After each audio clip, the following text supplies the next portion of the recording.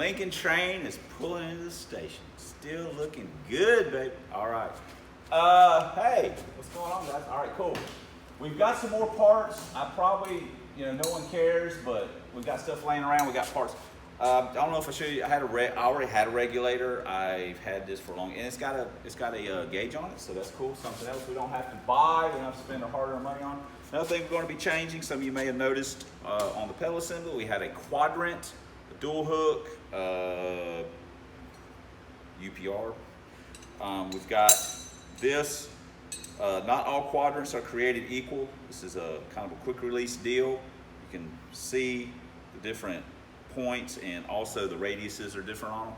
David did a thing on one of his videos on FXRS driver. I don't know why I get that confused all the time. David did one where he went through some different quadrants. We're going to put this one on. We also have got some parts.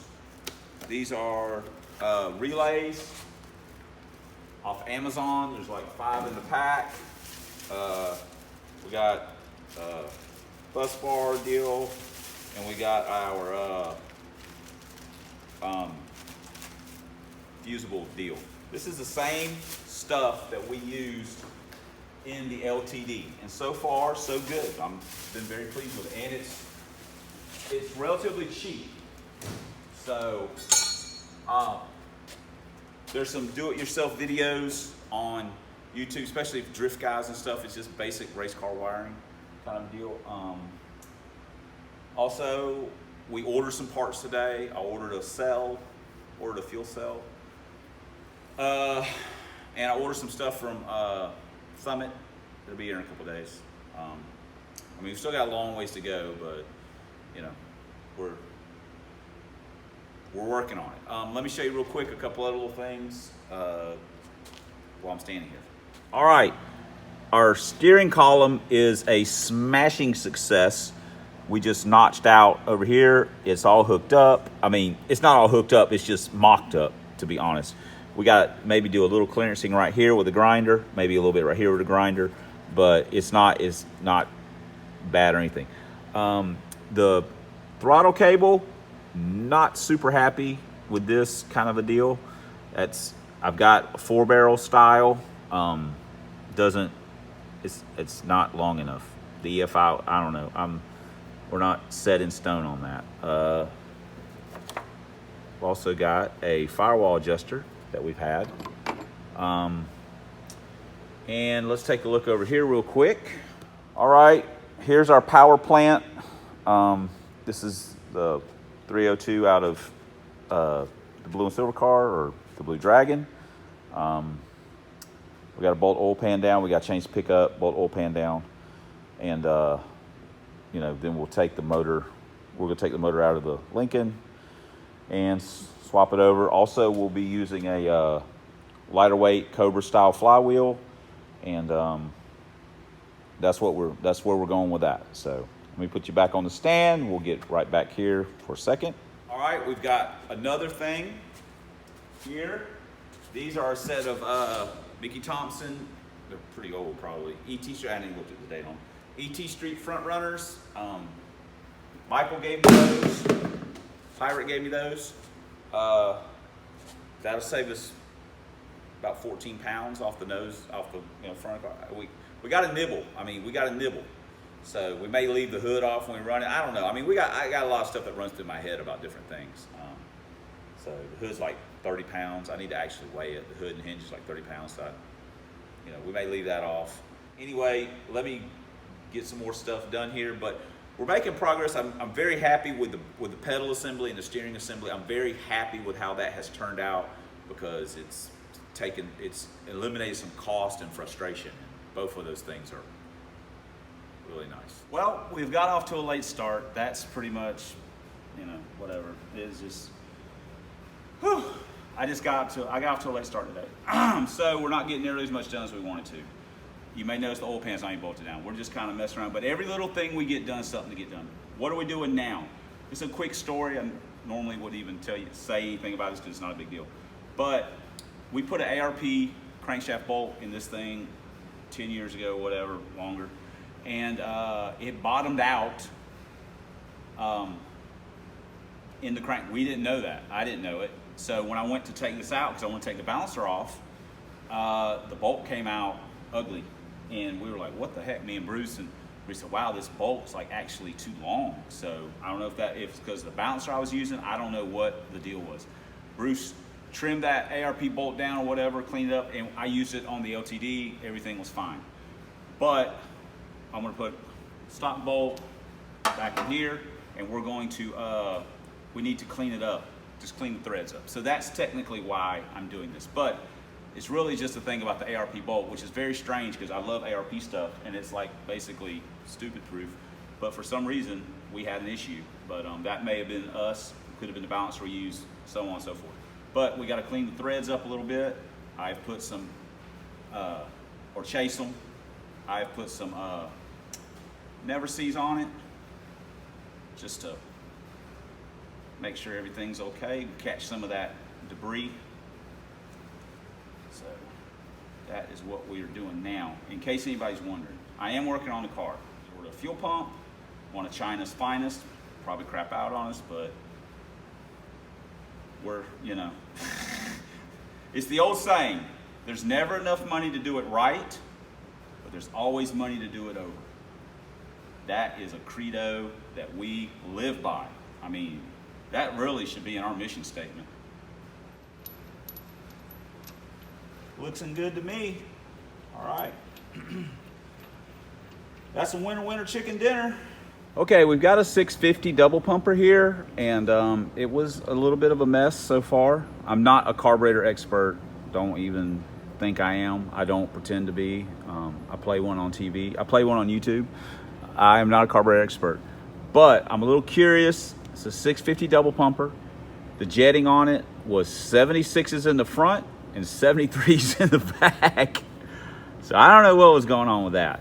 By contrast, the Proform 650 I had, the jetting was not what the card said it was. I actually jetted it up.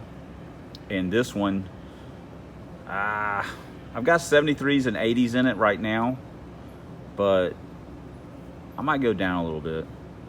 I think the Proform was supposed to be 72s and 80s, and it had 68s and I think 78s or 76s. Yes, it had 68s and 76s because I went to 7280 when I put the 750 main body on it, because it was definitely had a lean spot in it in transition. So on this, it ran really good. I don't know. Maybe I'll see if I got some 70s. Maybe I'll go 70, 78. Let me look. All right, cool. But we're fixing to put it together real quick. So anyway, awesome. Crap. Well, here we go. It's our race carburetor for the Lincoln. We got it all back together.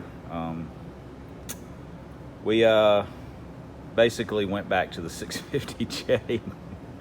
It's like 68, 76 is what the Proform had in the LTD originally. So we'll see how it is. We got to start somewhere. We'll just, you know, we just hope it doesn't leak and it actually kind of runs decent. So, but it's all back together. New bowl, metering, gaskets. Of course, we know nothing about the float levels, the needle and seat. You know, the mixture screws. We'll have to, you know, we don't know anything about accelerator pump. I mean, it could just be leaking. Throttle shafts could leak. I mean, the whole thing could just be a hot mess. But we'll see. But it's back together. It actually, you know, it looks kind of cool. So anyway, let's move on. We are not getting a lot done today, but you know, it just be like that. So got our firewall adjuster and our quadrant in cable. Yeah, we got this deal in. I kind of screwed up a little bit, and I should have. It actually probably needs to be up about a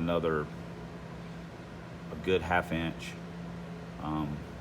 because the cable drags on it a little bit. But there's nothing that I can do about it right this minute, or that I'm going to do about it right this minute. We'll just live with it. But I did hook the cable up and whatnot, just so I can get some pedal feel. I tried the other quadrant that didn't have as kind of a radical ratio to kind of see how it felt. I did not like the way it felt, so I put the quick release back in, which is what I wanted to run anyway. But so anywho, on a side note, I will I painted some valve covers. Look at this. This is like engine porn, but not really. That's what I'm going to run for valve covers. Just a couple of stockers with breathers. I just shot them flat black. And I've also pretty much kind of made the decision. I think I'm going to run it without the hood. The hood is 34.7 pounds with the bracket. I know there's still a lot of weight. There's not a lot, but there's a lot of places that I can get little bits of weight all up in the fenders and stuff like that. I just need to get the car running, and then I can come back around. I can do some Swiss cheesing on the frame, this if I want to, things like that. I'm getting the what we'll call the low-hanging fruit. So the hood, I can run the scoop. I was going to run the factory hood with a sealed air cleaner and a Boss 429 scoop on it, but I'm not 100% sure that I really want to do that yet. This way I can just leave the hood off. I can run the scoop and it saves weight and whatever. I mean, it's not the coolest looking thing in the world, but whatever. We're just trying to, this is maybe a little bit more race car-y, I guess, than the LTD or what. I don't know. We'll see we'll see what the final result is. But right now, this is where we're at. So that'll save us some weight off the car. I'll be really curious once I get it all put together, more or less, what is it going to weigh? I really kind of don't have any real idea because I know how much it weighed at one point. And man, I'd have to go back and I can't honestly remember. I've taken weight out of a bunch of different spots on this car since I weighed it. Last time I weighed it with me in it, it was 36.20 or 40 or something like that. And it'll have quite a bit of weight out of it from that point forward, from where that was. So I don't really know what it's going to be weighing.